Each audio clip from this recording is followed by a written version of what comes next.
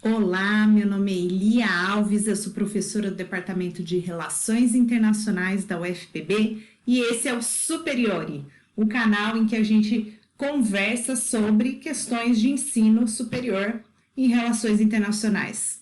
Hoje vamos então para o capítulo 3 ou 4 da nossa jornada pedagógica pela política mundial, um livro editado pelo Jane Freeway. Vamos continuar nessa playlist aqui. Esse é o capítulo 3, se não me engano. E o capítulo de hoje ele foi escrito pela Kate Schick, é professora na Victoria University, ela é professora de política global e também na disciplina com questões mais relacionadas a disciplinas de ética, né? É o que ela coloca ali no capítulo dela. Bom, algumas impressões sobre este capítulo, vamos lá. Então é o capítulo 3, Pedagogical Microcommunities, Sites of Relationality e Sites of Transformation.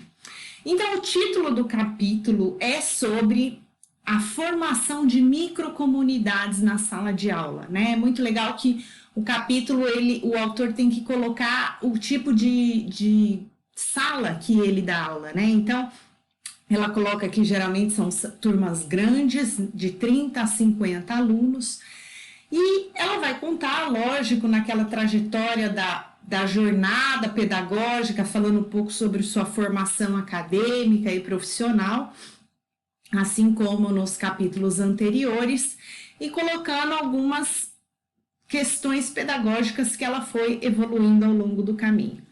O começo do livro é bem interessante, ele aborda questões que eu sempre começo a defender aqui. Primeiro, a formação profissional dela, ela coloca que foi na Inglaterra e foi uma formação em que ela teve quase nada de treinamento, né, de sala de aula, de ensino, e eu fico aqui pedindo, por favor, programas de pós-graduação, coloque uma disciplina que vai discutir questões pedagógicas no curso, né? Ou que vai, então, tentar fazer o aluno ir para a prática, mas ter algum background teórico também. Isso é muito importante para a formação de docentes, para o que a gente vai entregar para as gerações.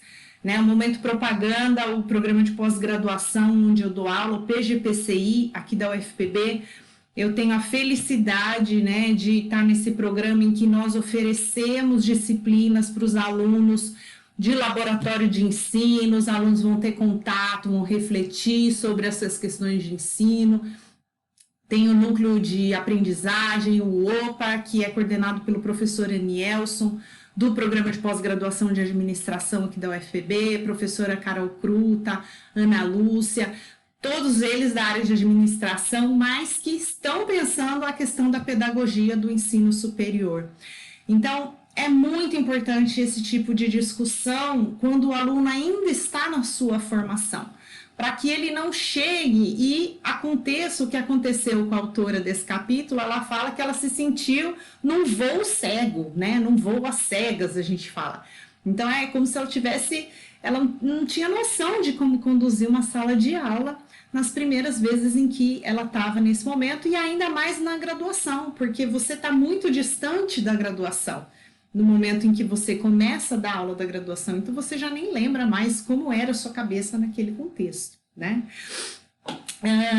Então ela vai trazer alguns temas, né? Eu achei até interessante porque eu tenho uma colega, a Gabriela, ela é ótima professora e ela fala que muito do que ela aprendeu foi ensinando inglês. E ela coloca como as aulas que ela dava de inglês, né, como segunda língua, ajudaram ela a dar aula na graduação, né, com metodologias, tentando algumas questões. E que no começo da carreira ela tinha essa expectativa, essa tentativa de passar informação, né, conhecimento, engajar os alunos e até de uma maneira entreter. Então, ela fala que ficava pensando nos PowerPoints com umas imagens legais, uns videozinhos no YouTube para ficar entretendo os alunos, né? Tentando colocar conteúdo na cabeça deles.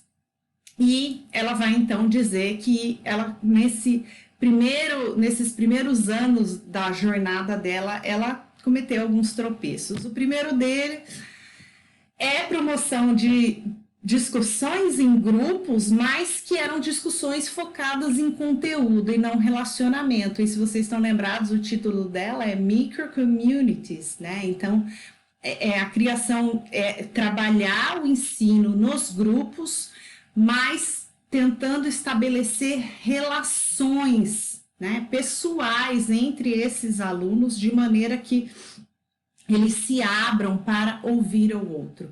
Eu estava conversando com uma colega essa semana ainda, isso é uma das coisas mais importantes, eu acho, que nós temos como missão, né, de professores nessa geração, é conseguir fazer os nossos alunos dialogarem, posições diferentes, sentarem e conversarem, né? Então esse foi um grande desafio que ela começou a perceber, que ela conseguia fazer os alunos discutirem conteúdo e isso não durava, então ela nem conseguia atingir o objetivo dela de passar conteúdo e também aquele curso passava talvez em branco para os alunos, né? Uma coisa que ela foi percebendo ao longo do tempo é que o acesso ao conteúdo podia ser um texto maravilhoso, um aluno que lesse aquele texto, aparentemente aquilo, ele continuava fixo em determinados pensamentos, ela com um alinhamento, né, ontológico pós-positivista, poderíamos dizer assim, até crítico, ela faz uma parte sobre isso. Eu lembrei muito da professora Ana Paula Maiello, acho que ela vai gostar desse capítulo, ela vai se identificar muito com ele, Ana. E ela colocou que ela chegou à conclusão que o acesso à informação, por melhor que fosse o texto que ela trouxesse, a ignorância, né, não ia mudar, não mudava, né, então não adiantava. Então ela começou a tentar reformular a partir do background teórico que ela tinha, né, como pesquisadora, ela começou a pensar em reformatações da sala de aula dela. Lembrando aqui que ela está falando num contexto presencial, né? Então, apesar de ser uma tentativa que a gente consegue trazer para o contexto remoto, a questão dos pequenos grupos, existe uma série de dificuldades que a gente pode também discutir aqui em outro momento, nesse contexto. Eu estou tendo uma série de dificuldades nesse sentido e acho que é interessante também trazer isso à tona. Bom, ao longo do tempo, apesar de ir tropeçando no caminho, ela acha que ela encontrou um caminho aí.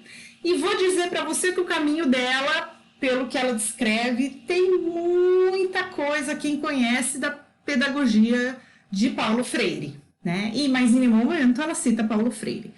Então eu acho até estranho, porque ao longo do capítulo dela, ela tem um discurso sobre decolonização, sobre romper estruturas e posicionamentos, mas toda a literatura, as referências bibliográficas que ela usa são muito eurocêntricas e centradas no norte, né? Enfim, fica aqui já a minha crítica ao texto da autora, mas isso também fica para uma outra discussão.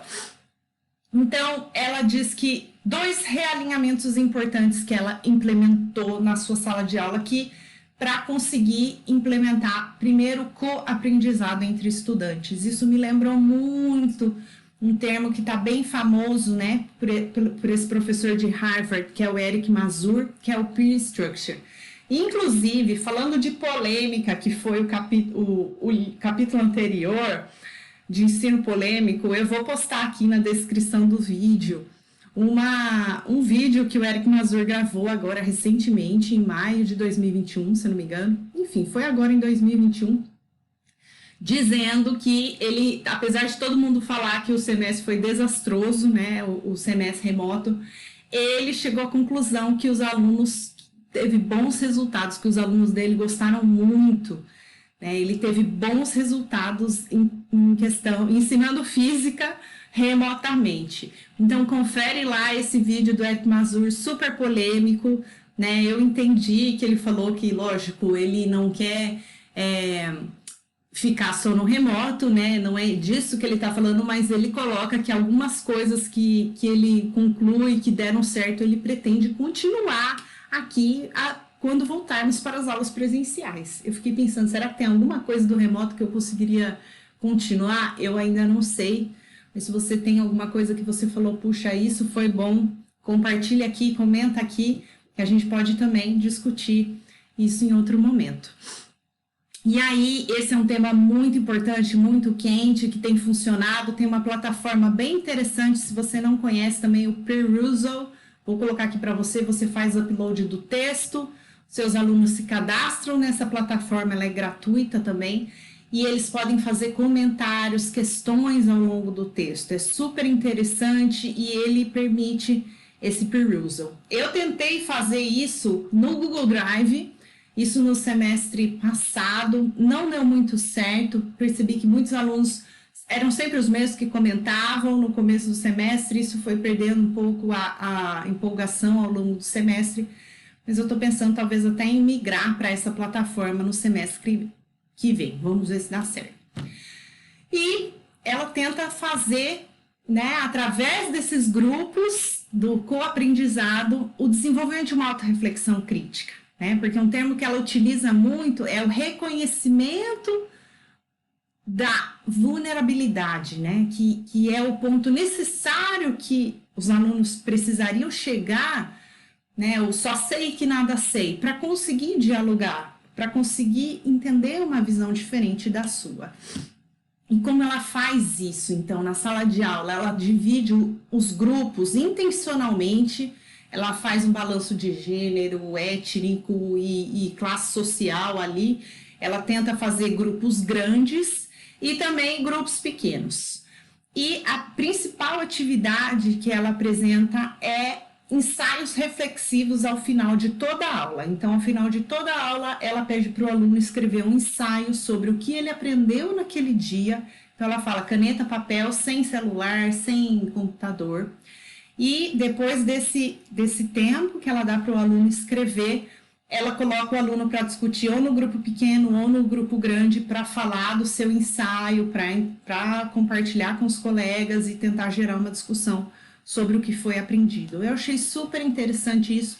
Eu já vi vários professores falarem desse diário de aprendizagem, mas nunca tinha pensado, né? Nunca ouvi falar de fazer isso em sala de aula. Alguns colegas já fizeram, mas em questões particulares, né? Não de maneira sistemática, semanal. E, no segundo momento, de compartilhar com o colega o que ele fez. Então, achei isso interessante, nunca fiz isso em sala, né? Já vi, por exemplo, o professor que fazia diário de aprendizagem, o aluno chega em casa e à noite ele escreve sobre como foi aquela aula. Eu lembro que a Christine Inoue, da UNB, ela comentou uma vez que já fez isso. Então, é diferente, certo? E ela acha, né, ela coloca que isso tem dado bons resultados para chegar nesses objetivos que ela tinha inicialmente, de promover o coaprendizado através de relações, né, significativas, não necessariamente em relação ao conteúdo em si, e de promover uma autorreflexão crítica aos alunos, né, através desse reconhecimento vulnerável, né, vulnerable recognition, dessa condição vulnerável que as pessoas teriam. Então, esse foi o capítulo 3. Do próximo vídeo, então, vamos falar do capítulo 4. Aguarde aí o próximo professor que vai compartilhar um pouco com a gente da sua jornada pedagógica. Até lá!